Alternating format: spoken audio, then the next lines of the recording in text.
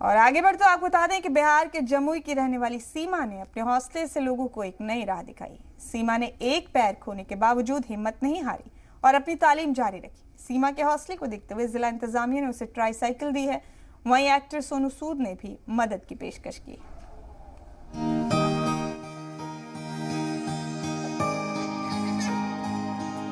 ये हौसलों की उड़ान है, ये उस राह पर चलने की जिद है जहां से मंजिल साफ दिखाई देती है। जमुई की सीमा को करीब 1 किलोमीटर दूर एक पैर से चलकर स्कूल जाने की जिद ने आज ऐसे मकाम पर ला खड़ा किया है कि इंतजामिया खुद ही मदद करने के लिए पहुंच गया। दरअसल बिहार के जमुई की रहने वाली सीमा 2 साल पहले एक हादसे का शिकार हो गई थी। इसमें सीमा को एक पैर गंवाना पड़ा था। सीमा पढ़ना चाहती थी, लिहाजा तमाम मुसीबतों के बाद उन्होंने हार नहीं मानी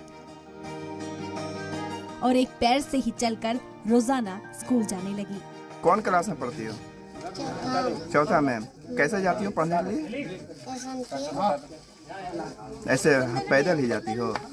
तो दिक्कत नहीं होता जाने में? सीमा के वालिद बाहर रहकर मजदूरी करते हैं।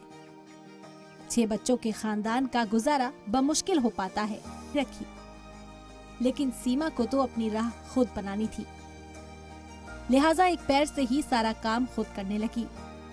उसकी इसी लगन को देखते हुए अब जिला इंतजामिया ने भी सीमा को ट्राईसाइकिल दिया है, जिससे कहीं भी आने जाने में परेशानी न हो। जो बच्ची को जिला प्रशासन के माध्यम से अधिकतम सहायता हो सकती है और यहाँ पर इस टोले में अधिकतम सहायता और मदद दी जा सकती है, वो सब हम लोग कर रहे हैं। साथ ही उच्च स्तर पर भी हम लोगों ने बात किया है और हम लोगों का पूरा प्रयास होगा कि बच्ची को हम लोग आर्टिफिशियल लिम्ब की सुविधा उपलब्ध करा दें, ताकि आगे चल करके इसको विभिन्न प्रकार की होने वाली कठिनाइयों से बचाया जा सके।